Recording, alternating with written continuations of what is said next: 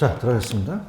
다음은 어디로 가냐면, 그, 한국주택금융공사라는 기관이 있어요. 그래서 제가, 여러분들은 이제 367페이지를 좀 유도하겠습니다. 367.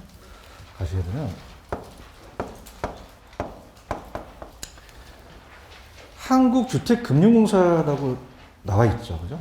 얘 이제 업무가 나오거든요. 주에 어떤 업무를 하느냐. 그래서 이제, 한국주택금융공사의 업무예요. 공사의 업무. 어떤 업무를 맡느냐. 그래서 뭐 채권의 유동화나 뭐 이런 것들은 이제 이따가 제가 저당 시장에서 갈 거고요. 일단 넘겨보세요. 근데 이제 딱 시험 문제에 나올 수 있는 어떤 패턴이 넘기시면은 368에 보금자리론이 공급이 있고요. 그 다음에 오른쪽에 주택담보노후연금 보증이라는 단어가 있나요? 찾았습니까? 그래서 옛날에는 보금자리론이 많이 나왔는데 이제 연금이 많이 나옵니다. 그래서 오른쪽에 5번에다가 별표를 하나 쳐보세요. 5번에. 그래서 예전에는 이제 보금자리론이 잘 떴어요. 보금자리론이. 연금이 그렇게 주택이 활성화되지 않을 때는 아까 얘기했던 제가 보금자리론이라고 얘기했죠. 보금자리론을 얘가 공급을 합니다. 대출해 주는 게 아니라 이걸 이제 은행에 공급을 하고요. 주택연금이라는 거 많이 들어보시죠? 그래서 주택을 갖고 연금을 타냅니다. 그래서 정확하게 업무다 보니까 주택담보노후연금에 대한 그냥요 보증 업무를 해줘요. 보증. 주택담보에 대한 노후연금 보증이죠. 노후연금 보증이다. 이렇게 가져가시면 돼요. 그래서 이 두 가지 업무를 합니다. 자, 근데 이제 아까 제가 보금자리론이 잘 나온다 그랬어요. 주택연금이 잘 나온다 그랬어요. 연금에서 유력해요. 그죠? 그래서 여기가 이제 제가 나올 수 있는 거를 조금 이제 그 개정된 내용이 있거든요. 그래서 일단 말씀을 드리고요. 그 다음에 이제 얘네들은 우리가 근데 시험이 올해 32회라는 건 알고 계시나요? 언제 보는지는 아시나요? 10월? 마지막 30일인가 그러죠. 그죠? 그러니까 우리가 어떻게 되냐면 항상 시험 보는 날짜에 시행 날짜로 법안을 작성하라고 그래요. 그러면 11월 달에 바뀐 거는 시행되는 건 나올까요? 안 나올까요? 그 전에 나오는 건 나올 수 있죠. 근데 얘 공사법이 아니라 얘네들은요, 매달 바뀔 수도 있어요. 그래서 세부적으로 뭐 몇 %다 그런 건 알 필요가 없다는 거죠. 그래서 이론 정도만 가져가라는 얘기예요. 이해 가셨습니까? 그래서 이제 보금자리론이 이따가 제가 요 다음에 1차와 2차 저당 시장을 얘기하는 게 보금자리론이거든요. 그래서 무주택 서민들한테 자, 갑돌이가 이제 아파트다. 주택을 담보로 해서 장기 조리를 빌려줘요. 그래서 이게 이제 갑돌이가 이제 어떻습니까? 1억짜리다. 그럼 차입자가 은행한테 대출을 해서 저당대부로서 A은행한테 돈을 받아서 상환하는 거예요. 자, 그럼 이건 그냥요, 집을 사기 위해서 그런 거예요. 그럼 갚아나가면 얘 거로 될 수도 있죠? 그래서 보금자리론 가볼게요. 자, 보금자리론은 출제 빈도가 높다, 낮다. 낮기 때문에 자주 출제되지 않습니다. 옆에 보시면 18회 때 나오고 그 다음 수업부터는 출제가 안 돼요. 다 그냥요, 연금에서 나와요. 연금에서 나옵니다. 자, 국적은 민법상 성년인 대한민국 국민이어야 되고요. 주택수는 부부 기준 그냥이에요. 원래는 무주택자로 가야 돼요. 또는 1주택자도 될 수도 있죠. 그거 참고하시고요. 대출금리가 고정금리라는 단어가 있나요? 예전에는 고정금리예요. 무슨 금리다? 고정. 그래서 얘는 고정금리라는 게 중요합니다. 그 다음에 주택이 아니면 됩니까? 안 됩니까? 안 되죠. 그러면 부동산, 등기부동산 주택, 아파트, 연립주택, 다세대주택, 단독주택만 가능하죠? 다른 게 나오면 안 된다. 그 다음에 좀 아쉬운 게 대출 받을 수 있는 거는 자, 따라서 6억 이내 이내해야 돼요. 얼마까지 가능하다는 거죠? 6억까지. 자, 그래서 이 집값에 6억까지만 대출해 주겠다는 거죠. 그럼 7억짜리 집 갖고 있으면 된다, 안 된다? 안 됩니다. 6억 이내까지 빠졌고요. 대출 한도는 얼마입니까? 최대 3억 원이라고 되어 있어요. 까지 대출해 주고, 아까 LTV 배우셨죠? 70%까지 가능합니다. 그 다음 대출 기간은 몇 년 있어요? 불러보세요. 10년, 15년, 20년, 30년이라는 단어가 있나요? 그 다음에 상환 방식이 아까 어떤 게 있었죠? 불러보세요. 원리금균등, 원금균등, 최증식이 있었죠. 최증식은 늙은 사람이 해야 돼요? 젊은 층이 해야 돼요? 난 40세 미만이라고 돼 있죠. 그죠? 거치기간이 있을 수도 있고 없을 수도 있죠. 근데 요즘은 거치기간이 없습니다. 있다 없다? 그럼 이자 납부 기간이 없어졌어요. 바로 원리금을 상환하는 거죠. 아까 중도상환 수수료 기억하시죠? 네, 중도상환 수수료가 있어요. 그죠? 근데 이제 거기서 뭐 1.2%나 이런 거는 안 해도 됩니다. 왜냐면 매달 바뀌기 때문에 깊숙하게 가지 마세요. 아시겠죠? 그죠? 근데 제가 분명히 했지만 보금자리론이 출제 빈도가 높아요. 주택연금이 출제가 빈도가 높아요. 연금이죠. 자, 아까는 그냥입니까? 집을 사기 위해서 돈을 빌렸죠? 그래서 갚아나가서 자기 소유권은 나중에 가는데 이건 달라요. 이거는 이제 제가 플로우를 해드릴 텐데 60세인 분이 지금 7억을 집이 있다면 자, 일단 얘는 공사가 보증 업무를 주지만 A은행이 이제 은행이 이제 얘한테 연금을 주죠. 그럼 이거는 어떻게 됩니까? 집을 사기 위한 거예요? 연금을 타기 위해서 그래요? 담보로 해서 연금을 받는 거죠. 얘기를 해보세요. 그럼 그럽니까? 계속 연금을 받습니까? 갚아 나가는 게 아니잖아요. 나중에 이제 요거를 처분할 때, 종신 때 처분하게 되는 거죠. 아시겠죠? 그죠? 그래서 주택연금 보증에 별표 쳐놓으셨어요? 그럼 얘가 중요한 게 아니라 이제 제가 저번에 이제 필기를 했는데 이 프로를 잘 아셔야 됩니다. 자, 만 몇 세라고 그랬었죠? 55세 기억나시죠? 그죠? 제가 그것까지 다 해드릴 텐데, 자, 들어갑니다. 자, 처음 하신 분들을 위해서 다시 한번 볼게요. 주택연금 신청자가 있어요. 연금 신청자가 신청을 해요. 공사한테. 그래서, 자, 일단 요건들은 이따가 해드리겠고요. 신청을 합니다. 신청을 해서, 자, 지금 제가 한국주택금융공사의 업무를 말씀드렸죠. 얘는 때문에 보증 업무를 한다. 보증 업무를 해요. 지금 연금을 지급하는 애가 아니에요. 그런가요? 그래서 이제 얘는 한국주택금융공사는 자, 한국주택금융공사는 보증 업무를 해요. 자, 그러면 어떻게 됩니까? 신청을 하게 되면 가입 요건을 심사하겠죠. 가입 요건. 그래서 가입 요건을 심사를 하고요. 자, 얘가 연금을 주는 거예요. 얘는 보증 업무를 해요. 보증 계약을 체결하죠. 그래서 보증 계약을 체결합니다. 보증 계약을 체결하고. 자, 그 다음에 제가 아까 뭐 몇 퍼센트는 암기할 필요가 없다 그랬죠. 그래서 그냥 초기 보증료와 초기 보증료와 또 연보증료를 받는다. 네, 그렇게만 가져가시면 될 것 같고요. 보증료 받는다. 연보증료. 그 다음에 근저당 설정한다는 얘기 들어오셨죠? 저당권 설정은 얘가 합니다. 은행이 합니까? 공사가 합니까? 공사가 저당권 설정해요. 설정해서 A은행한테 넘기는 거예요. A은행한테 넘겨서 우리가 이제 보증서를 발급하거든요. 그럼 공사는 연금을 주는 거예요? 보증서를 발급하는 거예요? 보증서. 온라인으로서 보증서를 발급합니다. 보증서 발급. 그럼 보증서를 발급하면 얘가 얘랑 계약을 체결해요. 계약을 체결해서 우리가 대출 약정 계약을 체결하죠. 대출 약정 계약을 체결한다. 약정 계약 체결. 그럼 다시 말씀드리지만 연금을 지급하는 건 그냥입니까? 은행입니까? 은행. 연금 수령이죠. 다시 갈게요. 자, 천천히 칠판 있는 걸 읽어드릴게요. 자, 따보세요. 주택연금 신청자. 그럼 얘가 그냥이 돼요. 신청을 해야 돼요. 그러면 한국주택금융공사가 가입 요건을 심사하죠. 그냥입니까? 보증계약을 체결합니까? 초기 보증료나 연보증료를 내라 그러죠.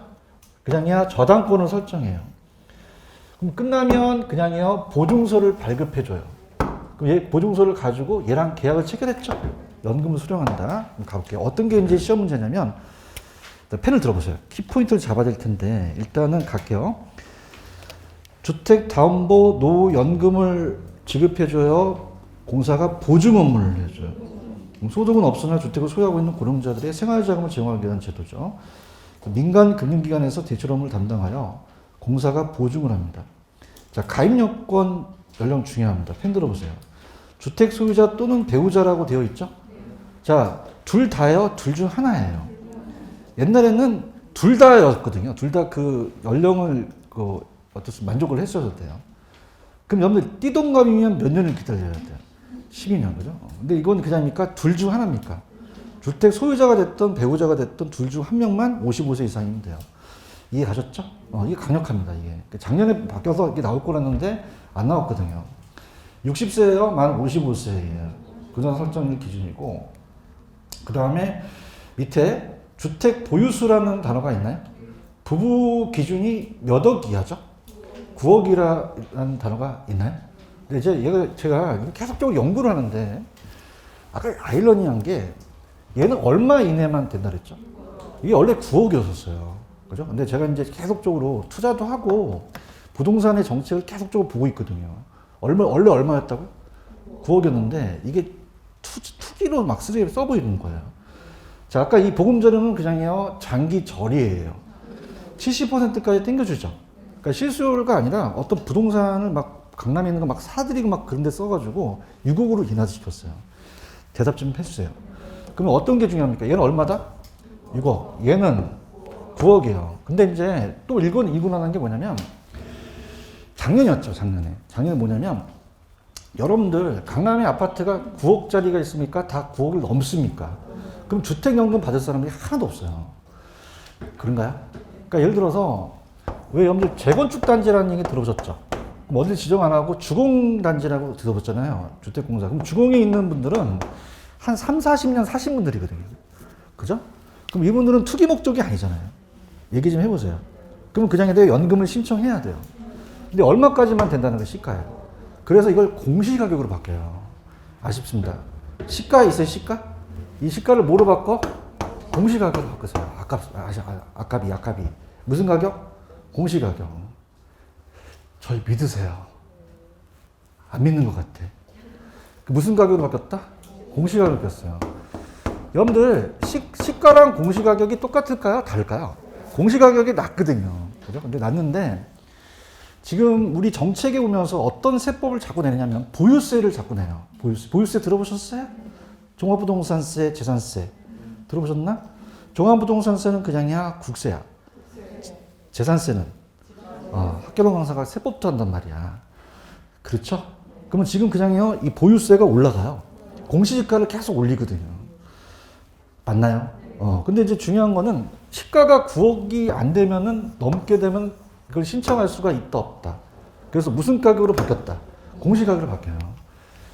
믿고 적어 놓으세요. 내가 강력하게 주장하는 거야, 지금. 아시겠지? 그럼 공시가격이 나왔으면 좋겠죠? 나오면 게시판에 좀 올려주세요. 그죠? 그래서 이게 공시가격 등이라고 나와 있는데, 원래는 공시가격 시가표준액 시세 또는 감정평가액 순인데, 그냥 공시가격으로 한다는 자체가 보시고, 9억 이하라는 건 이해 가시겠죠? 지방자치단체 신고한 노인복지주택이라고 들어보셨어요? 자, 이것도 비추쳐보세요. 원래 상가는 안 되는데, 상가 등 복합용도 주택은 전체 면적 중에 차지하는 면적이 몇 분의 몇 이상이면, 그건 가능하다는 거죠. 확정기간은 기간을 놓는데, 얘는 노인복지주택은 제외됩니다. 찾았습니까? 그래서 개봉막도 자 필기하세요. 강력하게 중요한 거. 대상주택이 오피스텔이라는 게 굉장히 이슈가 됐었어요. 작년에 저한테 많이 물어봤거든요. 근데 왜냐면 자꾸 작년에 떠들었던 게 오피스텔도 연금을 받을 수 있게끔 한다고 막 했는데 법은 안 바뀌었는데 올해 바뀌었어요.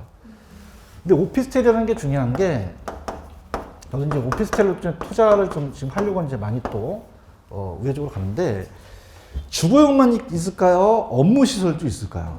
두 가지로 나눠요. 그죠? 그래서 업무시설은 안 해줘요. 그죠? 그래서 다시 아까 작년에 나왔던 업무시설인 오피스텔은 해준다, 안 해준다? 안 해줘요. 근데 주거 목적은 해주겠다는 거예요. 그럼 주거 목적은 안 들어간다, 주거용은 들어간다.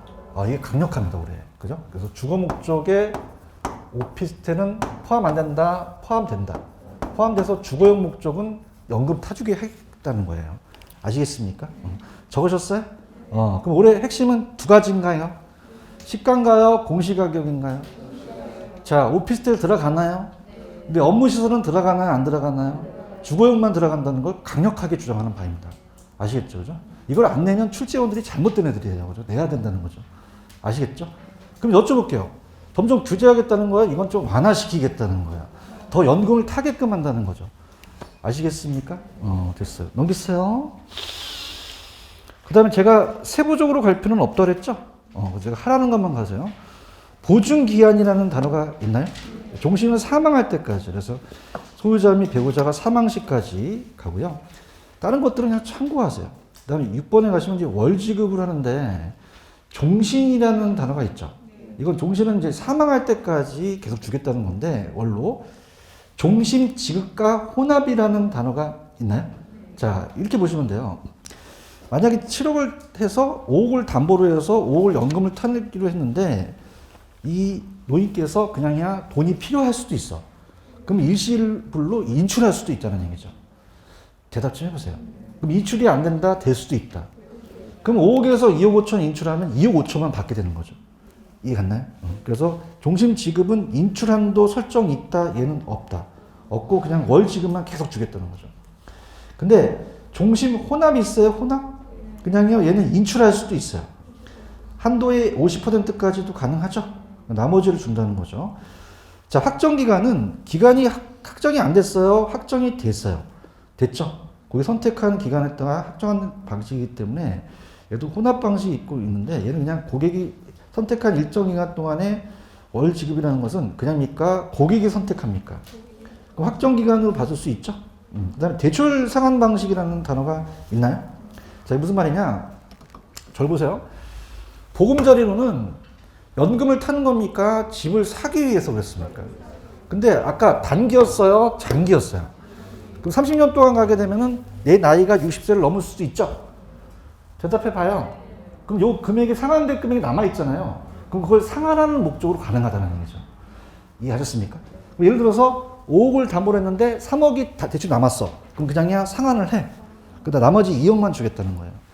맞아요? 그다음에 대출 상환 방식, 그 대출을 상환해서 하는 방식으로 할 수도 있다는 거죠. 그다음에 우대 같은 걸 해줄 수 있고 월 지급의 지급 유형이 있는데, 자, 이거 갑니다. 아까 제가 보금자리로는 변동이었어요, 고정이었어요. 근데 주택연금은 따라서 변동금리, 변동금리입니다. 그래서 오른쪽에 보시면은 적용금리라는 단어가 있나요? 찾으셨어요? CD당 코피스가 변동금리거든요. 나중에 제가 좀 프린트로 나눠드리도록 하겠습니다. 그 내용이 없어요, 지금. 변동이라고 적으셨죠? 그 다음에 보증료 안 내야 돼요? 내야 돼요. 초기 보증료와 연보증료를 내겠죠? 그 다음에 11번에다가 붙여보십시오. 아, 이거 나옵니다. 이건 무조건 뜨는데, 대출금 상환, 이용자 사망 후 주택 처분 가격의 일시 상환이라는 단어가 있나요? 그러니까 이렇게 보시면 됩니다. 봐봐. 자, 아까 봐봐봐. 이 공사가 그냥이야, 얘는 보증서 발급하는 회사야. 연금 지급하는 회사야, 보증서 발급하는 회사야. 그러면 소유권이 넘어온 거야, 저당권만 설정한 거야. 그럼 나중에 가서 처분할 때 소유권을 이전하겠죠. 아시겠습니까? 그럼 어떻게 되냐면, 이용자 사망 후 주택 처분이라는 단어가 있나요? 그 가격, 처분 가격으로 나중에 연금을 탄 걸 상환하겠다는 얘기예요. 그러면 대출 상환액은 담보주택 처분 가격 범위 내로 가는데 밑에 박스에 두 가지가 나와 있죠. 그럼 두 번째 볼게요, 두 번째. 두 번째는 뭐냐면 주택 가격이 더 있고 대출 잔액이 남았다는 얘기예요. 무슨 말이냐? 지금 5억을 담보로 하셨는데 이 할아버지께서 4억 타고 돌아가셨어. 그냥이야 1억이 남았어. 그냥이야 상속인한테 돌려줘야 돼. 돌려줘야 돼요. 그런가요? 근데 위에 있는 건 무슨 얘기냐? 5억을 담보로 했는데 딱 5억만 딱 계약했는데 이 할아버지가 장수를 하시네. 6억을 타갔네. 그냥이야 1억이 빵꾸 났어. 그럼 상속인한테 청구하지 않는다는 거예요. 아시겠습니까? 그래서 그냥이야 보증을 해줘. 보증해 주는 거죠. 그럼 여기서 우리가 교훈은 뭐야? 그냥인데 오래 살아야 돼. 오래 살아야지 더 받을 수 있는 거죠. 아시겠습니까? 그리고 체크하세요. 체크하시고 그 다음에 넘겨보세요. 보금자리론이 구조거든요, 그게. 그래서 어디로 가시냐면 교재로 가셔서 저당시장의 구조로 가볼게요. 페이지로 가시면은 교재의 페이지에 346입니다. 346 가시면 346페이지 가셨습니까? 그럼 오른쪽에 박스에 그림이 하나 있나요? 이게 따라해보세요. 보금자리론. 이게 보금자리론이에요. 좀 전에 보금자리론 기억하세요? 그래서 자, 보금자리론은 단기예요, 장기예요? 장기. 차입자가 무주택 서민이에요. 보고 계시죠? 그럼 얘가 대출을 줘요. 70%를. 그 다음에 저당 채권이라는 단어가 있나? 이렇게 보세요. 우리가 돈을 빌리게 되면 차용증 쓴다는 얘기 들어오셨죠? 그러면 이 저당권에 설정된 채권이 차용증 같은 걸로 발행해서 나중에 그 원리금을 갚아 나가는 거죠. 그런가요? 근데 이 대출 기간은 현금이 많을까요? 현금이 좀 적을 수도 있을까요? 그럼 계속 대출하기가 힘들죠. 그럼 거기 유동화 중개기간이라는 게 있지. 이게 한국주택금융공사가 중개기관 역할을 해요. 그럼 얘가 그냥입니까? 이 채권을 사옵니까? 사와서 투자자한테 또 팔 수도 있죠. 이게 따라서 보금자리론. 이게 보금자리론이에요. 그죠? 지금 보고 계셔요? 그래서 이렇게 하기 때문에 유동화가 돼서 저리로 이제 빌려줄 수 있다는 건데 들어보도록 하겠습니다. 그럼 저당시장의 구조는 몇 차가 있어요? 1차, 2차. 자, 지금 제가 얘기하는 게 지금 무슨 자리론이라고요? 보금자리론. 그래서 보금자리론이에요.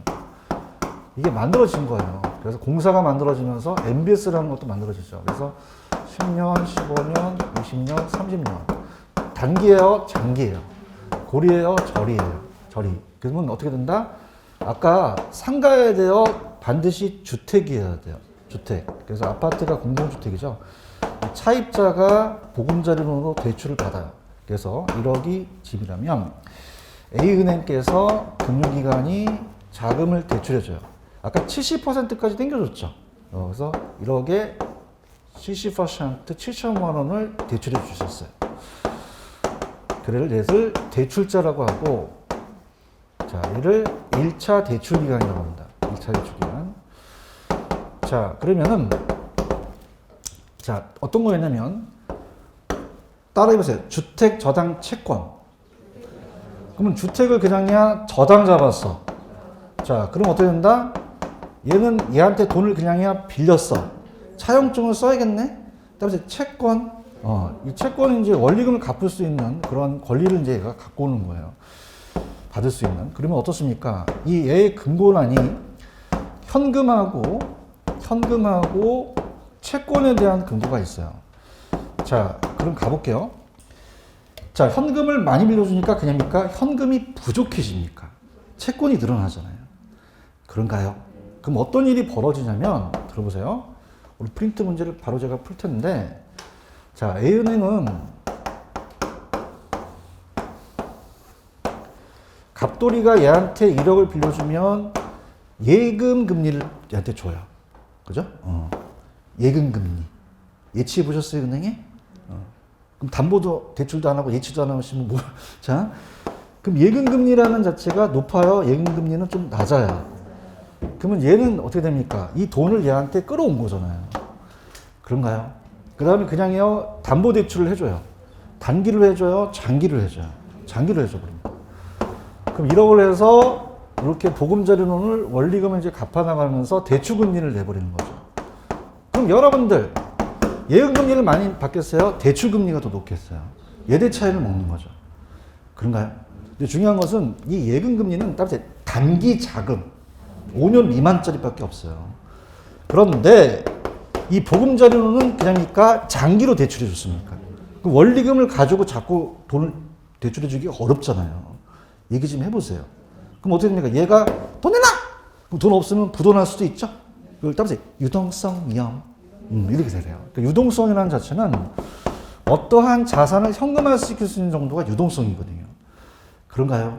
그럼 이 채권을 가만히 있어야 돼요? 공사한테 넘겨야 돼요? 넘겨서 현금화 시킨다는 얘기죠. 이해해야 되는데. 이해했어요? 그럼 현금이 팍팍팍 들어오죠? 그럼 현금이 늘어나니까 유동성이 감소해요? 유동성은 증가해요? 증가하고 유동성에 따른 위험이 감소한다는 거죠. 그죠? 그래서 유동성 위험 감소. 자, 그래서 이따 하면 다 까먹을 것 같아서 프린트 보세요. 빨리 갈게요. 씻기 전에. 자, 지금 여기서 얘기하는 건 뭐냐면 5번이에요. 지금 5번 보고 계시죠? 이 저당 채권을 가만히 있어요. HF한테 유동화했어요. 그럼 현금화 시켰죠? 그럼 얘가 현금이 들어왔죠? 그럼 유동성이 감소할까요? 유동성은 증가할까요? 증가하죠. 그래서 프린트 D를 보세요. D 해설을 내가 아주 친절한 학교론 잘 해놨어요. 자랑하는 건 아니라. D 넘기셨으니까 5번이라는 해설이 있어요? 그러면 유동화했다는 건 그냥입니까? 이 현금화 시켰습니까? 공사한테. 그래요? 그럼 뭐는 증가해요? 현금은 증가했죠? 그럼 뭐는 증가하고 유동성은 증가하고 유동성에 따른 위험은 감소한다고 저랬죠. 오케이? 다시 할게. 뭐는 증가, 뭐는 감소. 유동성은 증가, 유동성에 따른 위험은 감소로 가셔야 돼요. 이게 바뀌어 나왔었거든요. 하실 수 있겠어요? 그러면 이제 스토리를 이어나가야 되죠. 그러면 이 은행께서는 가만히 있나요? 이 저당 채권을 현금화 시켰나요? 그래서 HF라는 공사가 탄생하셨죠. 그래서 한국주택금융공사한테 넘겨요. 그럼 한국주택금융공사한테 넘겨버리면 얘가 유동화 중개기관을 하는 거죠. 그럼 유동화 중개기관의 역할을 해서 얘는 자금을 줘서 그냥 있어요? 현금이 늘어났어요? 늘어났죠? 대답 좀 해주세요. 그럼 유동성이 감소했다? 유동성은 증가했다? 유동성에 따른 위험은 감소하게 되는 거죠. 그죠? 그럼 얘를 채권을 넘겼다는 거죠. 그럼 어떻게 돼요? 채권은 이제 넘겨가지고 얘한테 넘겨버린 거죠. 맞나요? 근데 얘는요, 은행이 하나밖에 없을까요? 굉장히 많을까요? 그럼 채권을 많이 모아놨겠죠. 그렇죠? 그래서 얘가 2차 대출기간이다. 이렇게 한다면 2차 대출기간은 이 채권을 가만히 써야 돼요. 또 현금화 시켜야 돼요. 그래서 투자자를 모으겠죠. 그죠? 투자를 모아서 투자자들아 이 채권들 사렴. 그래서 얘한테 자금을 끌어오는 거예요. 그러면 이 채권이 규모가 작겠어요? 아주 규모가 크겠어요? 크죠? 그래서 우리가 이 저당을 모아놓은 거를 저당풀이라고 하고 그래서 요거를 이제 쪼개서 증권화 시켜요. 자, 전체를 원합니까? 일부만 원합니까?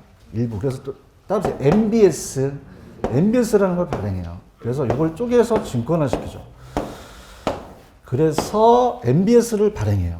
그래서 MBS가 주택이라는 거, 아까 보금자리로는 상가야 됩니까? 무조건 주택이 됩니까? 주택을 저당 잡아야 되고, 자, 이거를 담보로 증권화 시켰어요. 자, 그래서 따라해보세요. 주택 저당 담보 증권. 뭘 저당 잡았어요? 그냥 했어요? 담보로 했어요? 증권화 시켰죠? 근데 중요한 거는, 자, 보세요. 이게 어떤 게 중요하냐면, 봐봐. 자, 이게 지분입니까? 채권입니까? 자, 따라서 돈을 빌렸다. 빌려준 거죠? 그러면 얘는 돈을 빌려줬으니까 그냥요, 이자를 먹어요. 그럼 주식에 투자한 게 아니라 하나의 채권에 투자한 게 된 거죠. 맞습니까? 그래서 이 MBS는 따라서 채권을 증권화, 채권을 증권화, 주식이 아니라는 거지. 지분을 증권화 시킨 게 아니죠. 그죠? 그래서 우리가 이거를 타인 돈을 빌린 거기 때문에 부채금융이라고도 하고, 이 부채 증권이라는 말을 써요. 그럼 얘는 채권에 대한 투자 만기가 있겠고, 얘는 배당을 먹겠어요? 이자 수익을 먹겠어요? 이자 수익. 안정적으로 먹겠죠.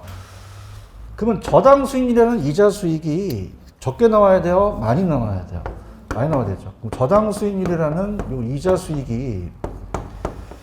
수익이 항상 요구 수익률이라는 거 기억나시죠? 그럼 요거보다 작아야 됩니까? 요거보다 커야 됩니까? 커야 되죠. 요게 전제 조건이 돼요. 그래서 이자 수익이 더 많아야 된다. 자, 그렇다면은 요 차입자와 대출자가 이루어진 시장을 따라해보세요. 1차 저당시장. 저당시장이에요.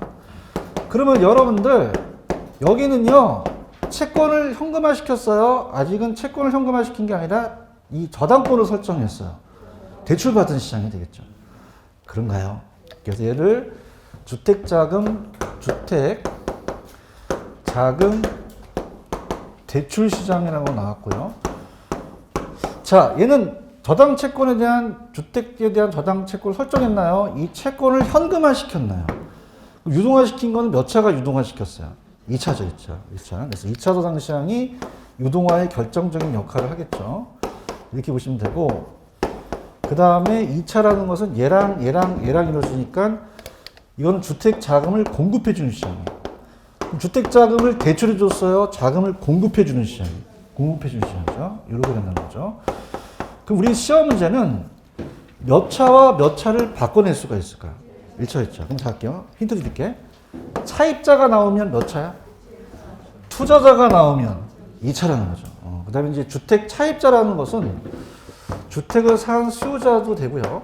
그 다음에 이제 건설회사, 공급자한테도 대출을 해줘요. 자, 그러면은, 자, 들어보세요. 어떤 게 시험을 하냐면, 들어갑니다. 1차 저당 시장은 저당 채권이 유동화됐나요? 저당 채권이 설정됐나요? 자금을 공급했어요? 자금을 대출해 주는 시장이에요. 그럼 여러분들과 저는 은행이에요? 공사예요? 차입자예요? 여기까지만 알겠죠? 그런가요? 여기서부터는 은행이 하는 업무가 되겠죠. 이해하셨죠? 은행 가갖고 또 아는 척해서 요 대출해주면 딱 대출해주면서 요 채권 공사한테 넘길 거죠? MBS 발행할 거죠? 깜짝 놀래요. 어머, 어떻게 알아요? 그럼 가까이 물어보지 말고 짜증나니까요. 그러면은 2차 시장은 저당 채권이 설정됐습니까? 이 채권을 유동화시켰습니까? 유동화시키는 시장은 몇 차예요? 2차하고 자금을 공급해 주는 시장이 되겠죠. 맞습니까? 차입자는 몇 차에 있죠? 그럼 2차와 차입자는 관계가 있어요? 관계가 없어요? 없고. 여러분들, 이 채권을 유동하게 되면 비용이 나가겠죠? 그럼 얘는 반드시 유동합니까? 자기가 보유할 수도 있습니까? 현금이 많으면 보유할 수도 있고 팔 수도 있죠. 맞나요? 얘도 마찬가지예요. 이 채권을 반드시 유동해요. 자기가 가지고 있을 수도 있어요. 투자자한테 넘길 수도 있죠. 아시겠죠? 근데 저한테 많이 물어보시는데 이 MBS는 어떤 주식을 얘기하는 겁니까? 이건 채권입니까? 채권을 증권화시켰기 때문에 이자를 먹는 거예요. 얘기해 보세요. 그럼 이자라는 거, 여러분 주식은 그냥입니까? 원금 손실이 있습니까? 근데 이건 만기 안전하게 주죠? 안전하지만 수익이 높다, 낮다. 그래서 우리가 국공채랑 거의 수익이 비슷해요. 그래서 개인이 투자하지 않아요.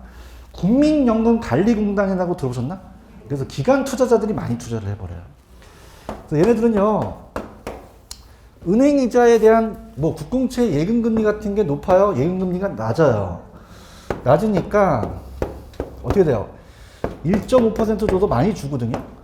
그럼 얘네들은 한 2.1줘도 땡큐예요. 그럼 수익률은 높다, 낮다. 하지만 무슨 수익률을 만족해야 된다? 요것을 만족해야 되죠. 얘기 좀 해봐요. 그래서 이걸 공사가 한다는 거죠. 그럼 우리가 어떤 게 나왔냐면 제 프린트에 1차 금리와 2차 금리가 있어요. 그럼 여기서 내는 것은 대출 금리고요. 얘네들이 먹는 게 2차 금리라는 것은 이 투자자가 먹는 이자 수익을 얘기를 해요. 그럼 이렇게 해봐요. 시장 원리가. 여러분 봐봐요. 나 지금 봐봐요. 중간중간에 그냥 해요. 마진을 먹어야 돼요. 그냥입니까? 이 관리 비용이 들어갑니까? 그럼 하나씩 뜯어 먹어야겠죠? 그럼 내일 마지막 놈이 제일 이자가 낮게 먹는다는 얘기죠. 이해해야 되는데. 몇 차 금리가 높을 수밖에 없어요. 1차가 높을 수밖에 없죠.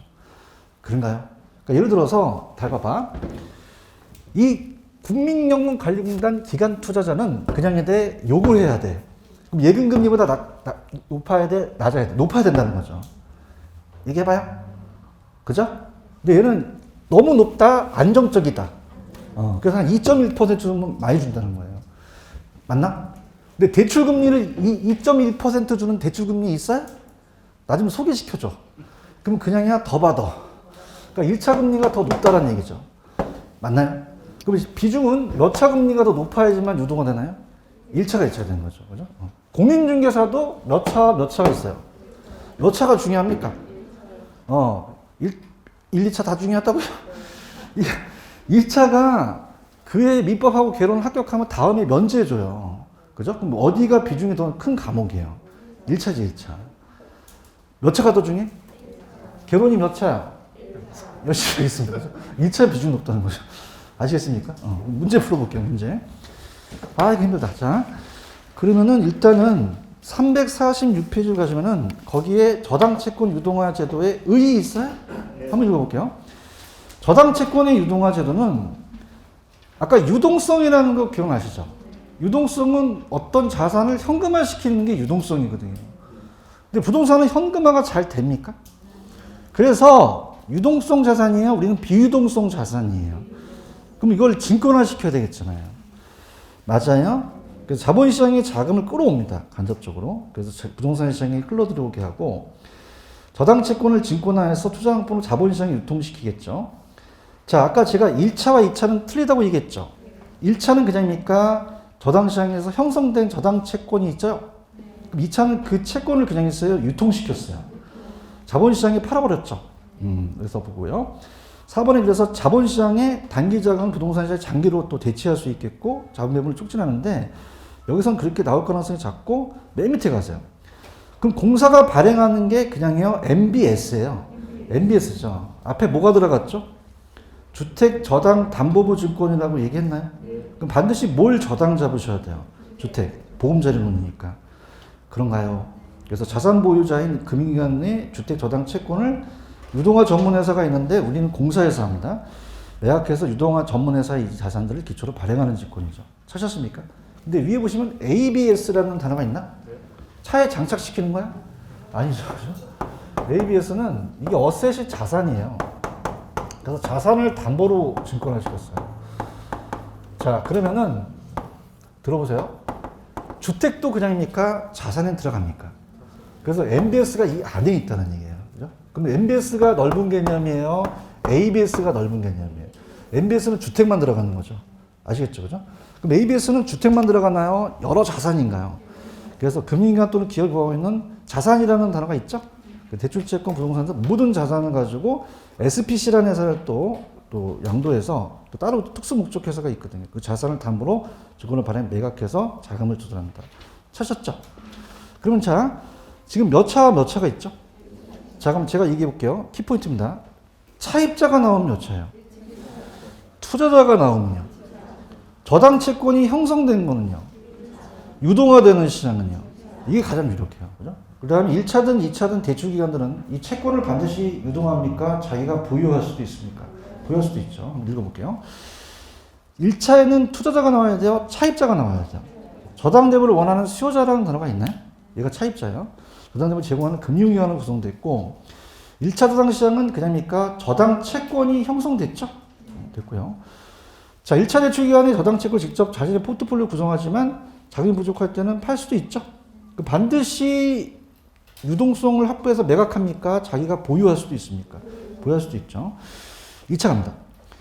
자, 2차는 1번. 얘는 차입자가 나와야 돼요? 투자자가 나와야 돼요? 저당대출기관과 저당채권의 투자자로 이루어졌고 저당을 사고파는 시장이어서 즉 저당채권을 그냥 있어요? 유통됐어요. 그럼 이따 이제 풀 때 저당채권이 유동화되는 시장은 1차다, 2차다. 2차. 차입자와는 직접 관계가 없죠. 그래서 1차 대출기관은 2차 저당시장에 저당을 팔아서 필요한 자금을 조달하기 때문에 이때 2차 저당시장은 1차에 있는 차입자와는 아무런 직접 관련이 있다 없다? 없다. 그럼 얘도 마찬가지로 중간에 기간이 2차 기간도 될 수 있고 1차 대출 매입한 저당채권을 자신의 포트폴리오 보유하기도 하고 팔기도 하겠죠. 이렇게 보시면 되고요. 2차가 존재한다는 건 저당채권이 유동함으로써 주택자금이 충분히 확보될 수 있도록 저당 유동화의 결정적인 역할을 하겠죠. 그래서 밑에 얘기하는 거는 유동화 중개기간은 기간이 우리나라는 그냥입니까? 공사가 합니까? 그러면 어떻게 돼요? 공신력이라는 게 좀 있겠죠? 넘겨보세요.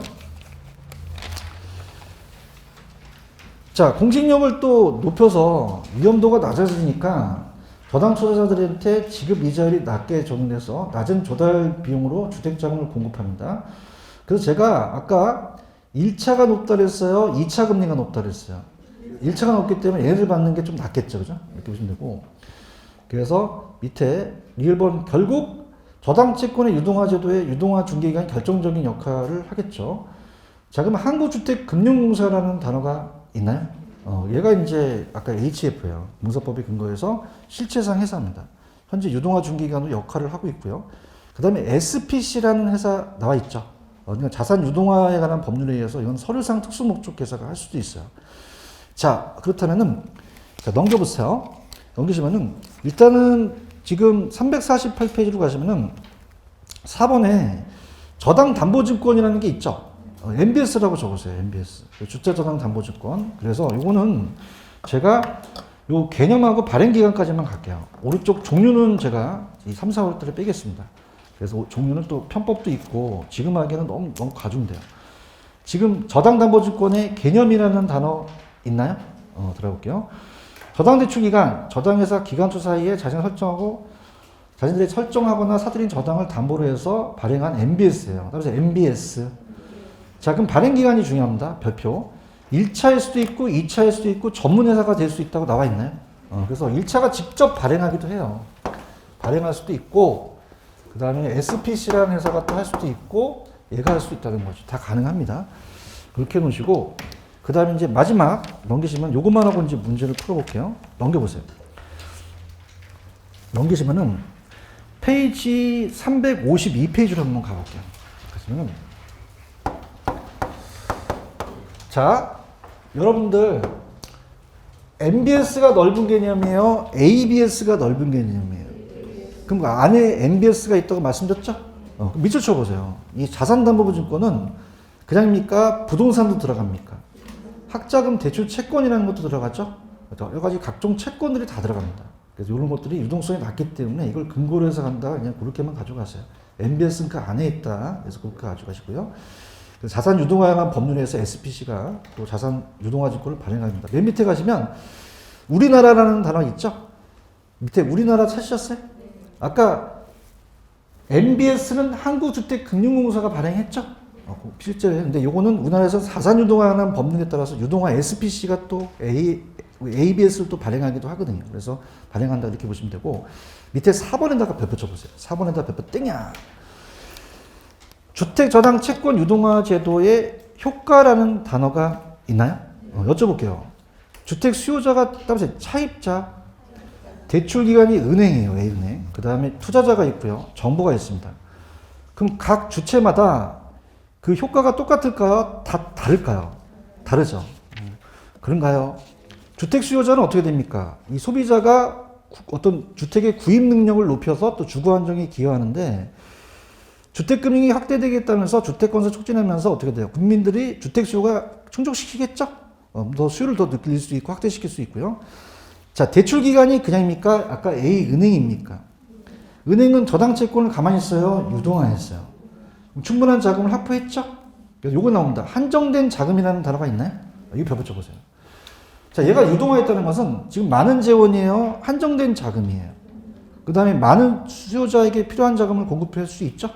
그래서 요거를 문제를 바로 갈게요. 이따가 하면 다 까먹기 때문에 7번이 그거거든요. 7번에다가 옆에다 껴보세요. 7번에 보시면은 7번 보고 계십니까? 자, 저당이 그냥 있어요? 지금 유동화했어요. 그럼 대출자인 금융기관은 지금 많은 재원입니까? 한정된 자금입니까? 한정된 재원을 갖고 있어서 많은 사람한테 빌려준 게 된 거죠. 그런가요? 그 많은이 맞겠어요? 한정된이 맞겠어요? 한정된 자금이나 재원이나 똑같거든요. 그죠? 일부예요? 많은이에요. 많은 수요자 공급자 자금을 제공하죠. 체크하셔야 돼요. 이게 기출이기 때문에 꼭 가져가셔야 됩니다. 그 다음에 대출기관은 대출 자금에 장기 고정화되어 있던 이러한 위험이 완화돼서 더 많은 주택금을 취급할 수 있고 주택자금을 조성할 수 있고요. 투자자는요, 어떻습니까? 투자자의 기회가 많아서 금융상품이 개발되면서 투자의 기회가 확대된다는 거죠. 다양한 포트폴리오를 할 수 있다는 거죠. 그러니까 이렇게 보시면 돼요. 자, 따라해보세요. 다 확대가 나온다. 그럼 자, 얘기해보세요. 주택 수요자는 자금 차입 기회가 축소되어 차입 기회가 확대돼요. 자가 소유 비중이 많아지겠죠. 대답 좀 해주세요. 대출 기간은 대출 여력이 확대되겠죠. 그 다음에 투자는 투자에 대한 기회가 축소되겠어요? 확대되겠어요? 확대되고, 정부 입장에서는 주택 보급률이라는 얘기 들어보셨나요? 그럼 이것도 늘릴 수 있고 확대되겠죠. 그 다음에 이제 금융시장의 자본을 부동산 시장에 유입했기 때문에 부동산 시장을 활성화시키고 유동화 제도가 이제 주택 경기에 적절히 또 조절할 수도 있다는 거죠. 그 다음 5번에 가시면은 5번에 3번에다가 별표 쳐보세요. 아까 저당 수익률이라는 거 기억나시죠? 그럼 저당 수익률하고 요구 수익률 중에서는 어떤 게 더 커야 돼요? 저당 수익률이 요구 수익률 만족해야겠죠? 요것도 시험에 나왔거든요. 이렇게 해서 여러분들이 보시면 됩니다. 이해 가셨습니까? 그럼 프린트 안 푼 거 한번 볼게요. 프린트 안 푼 거 보면은 5번 풀었고 6번 안 풀었네요. 6번하고 8번을 풀어보세요. 6번, 8번 다 기출입니다. 6번, 8번.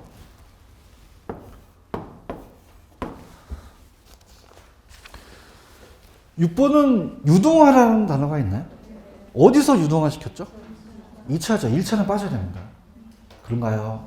그러면 유동화하는 시장은 어느 시장이라고 보셔야 돼요? 2차 자산 시장에서 유동화하는 거죠. 그런가요? 그 다음에 이게 8번이 기출인데, 기출문제라고 한번 적어보세요. 기출문제. 여러분들, 이 MBS가 한글이에요? 영어예요? 우리나라에서 시작했겠어요? 미국에서 시작했어요? 그럼 선진국에서 시작했겠죠? 그 뜻이에요. 선진국에서 이제 MBS라는 게 먼저 있었거든요. 그럼 아까 몇 차 금리가 높아야지만 유동화되죠? 1차죠. 2차 저당시장에 발행된 투자 상품이라는 게 있나? 이게 MBS에 대한 2차 금리를 얘기하거든요. 그런가요? 근데 거기 보시면 아까 제가 주택 대출 금리라는 거 기억나시죠? 이게 1차예요. 반대로 2차가 1차보다 더 높은, 낮은. 그래야지만 우리가 유동화가 가능하다는 거죠. 아시겠죠? 이렇게 보시고요. 그 다음에 367로 갑니다. 367로 가시면 이제 거기가 읽힙니다. 360페이지가. 한국주택금융공사의 업무가 읽히세요. 여기까지. 자, 그럼 읽어볼게요. 한국주택금융공사 찾았습니까? 자, 의의로 가볼게요. 한국주택금융공사는 주택저당채권을 규정했어요. 지금 유동화했어요. 좀 전에 배우셨잖아요. 유동화해서 MBS를 발행했죠. 그래서 우리가 얘는 옛날에 이제 코모코라는 회사가 2004년 정도에 MBS를 발행했는데 얘는 주택신용보증기금과 합병을 했어요. 그럼 주택금융에 대해서 신용보증을 안 해줘요? 보증을 해줘요? 주택담보연금 보증을 해주죠?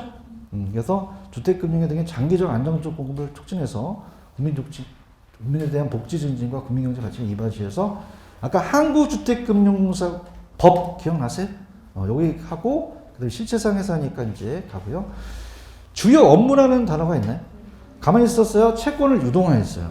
보유할 수도 있고요. 넘겨보세요. 넘기시면은 아까 여러분들 왜 주택저당증권 MBS 아시죠? MBS나 학자금 대출증권이라는 게 있거든요. 유동화 전문회사 등의 주택저당채권을 유동화 자산에 의해서 발행한 유동화 증권에 대한 지급을 했나요? 지급 보증을 해주나요? 신용보증이라는 단어가 있죠? 주택담보노후연금 보증, 주택담보노후연금 보증 채무 및에 대한 이익 및 구상권 행사인데 중요한 거는 다 대출이에요? 보증이에요?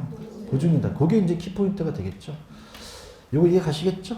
이렇게 보시면 되고, 그 다음에 이제 요거 하고 이제 넘겨보세요. 이제 어디를 이제 보여드리냐면, 제가 353페이지를 잠깐 이제 보고, 제가 다음 시간 넘기겠는데, 353페이지 가시면 치마학습이라는 게 있을 겁니다. 찾았습니까? 그래서 대충 이제 제가 요걸 얘기한 다음에 다음 시간 넘기겠는데요.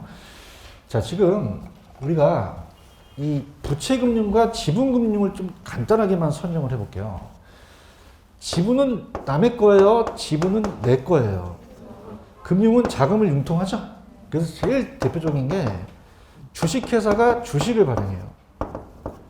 그럼 주식회사가 주식을 발행한다는 건 그냥요 자기의 지분을 팔았어요. 팔았죠. 그런가요? 그러니까 따라서 자기 자본 조달. 그럼 지분증권을 발행했죠. 지분증권 지금 보고 계셔요? 그러면 이거는 자기 거를 판매한 거 되겠죠. 자기 자본을 조달해서 발행한 증권이에요. 그래서 보시고요. 그 다음에 부채증권이라는 단어가 있나요? 자, 부채는 내 거예요? 남의 거예요? 남의 거죠. 그래서 부채증권이 지금 보는 MBS거든요. 그죠? 그래서 지금 차입자가 그냥입니까? 아까 차용증을 넘겼습니까? 넘기고 얘가 받았죠? 그럼 얘한테 그냥 있어요? 돈을 빌려준 거죠? 그럼 따라서 타인자본 조달. 부채증권은 보고 계신 거예요? 그럼 이거는 발행하는 증권이 주식이라고 생각하시면 안 돼요. 그냥입니까? 채권을 증권화 시켰습니까? 그러면 MBS라는 채권에 해당한다고 나와 있죠? 그렇게 보시면 되고, 그 다음에 넘겨보세요. 앞쪽에 이제 해설에 가시게 되면, 페이지 가시면 335로 가시면, 제가 쓴 책이 아니어서 죄송합니다. 335페이지 가시면, 밑에 두 번째 부채금융이라는 단어가 있나요? 별표를 3개 치시기 바랍니다. 자, 얘기해 볼게요. 부채는 내 거예요? 남의 거예요? 이 채자가 빌릴 채자잖아요. 그런가요? 그러니까 이런 얘기예요. 근데 이해가 안 가시면은 절 들어보세요. 제가 개발회사인데 내가 자금을 좀 융통하고 싶어요. 그래서 제 주식을 팔았어요. 그럼 주식은 남의 거예요? 내 거예요? 내 거죠. 대답 좀 해봐요. 그럼 내 거를 팔았죠, 얘한테? 그러면 부채를 자금 유통했나요? 내 지분을 자금 유통했나요? 그럼 얘한테 그냥 해야 돼요? 내가 배당을 해줘야 돼요. 배당을 해주는데 내가 은행 가서 돈을 빌렸어요. 그럼 그냥입니까? 타인 자본을 유통했습니까? 그럼 그냥요, 이건 부채금융이에요. 부채금융이라는 거죠. 지금 보고 있나? 보고 있으세요? 그럼 이건 그냥이야 타인 자본을 조달한 거야. 내가 빌린 거잖아요. 이해해야 되는데 했어요? 그냥 했어요? 차입했어요. 그래서 내가 사채를 발행했죠. 사용증을 얘한테 준 거란 말이에요. 그래서 그럼 그때 증권은 무슨 증권이 되겠죠? 부채 증권이 되겠죠. 그런가요? 그럼 칠판 보세요. MBS는 따라서 채권을 증권화, 오버타임 채권을 증권화, 그렇죠. 차용증을 증권화시킨 거지 주식을 증권화시킨 게 아니에요. 이해해야 되는데 이해했어요? 그러면 MBS도 지분증권이에요? 부채증권이에요? 부채증권인 거죠. 채권을 증권화시켰으니까. 맞습니까? 그럼 MBS는 그냥요, 뭐 또 타인 자본 조달이에요. 그러면 투자자가 나한테 돈을 빌려준 거죠? 그럼 투자자한테 그냥요, 이자를 줘요. 배당을 주는 게 아니죠. 그러니까 요거를 구분하셔야 돼요. 회사채나 저당정을 통한 MBS, ABS라는 얘기죠. 아시겠죠? 근데 잠깐 넘겨보세요. 지분금융이 기다리고 있습니다. 337페이지 가시면 어머나! 네 번째 줄에 지분금융이 있어요? 이거는 내가 아까 그냥 했어요. 내 주식을 팔았어요. 지분은 내 거죠? 그럼 타인 자본 조달이에요? 자기 자본 조달이에요?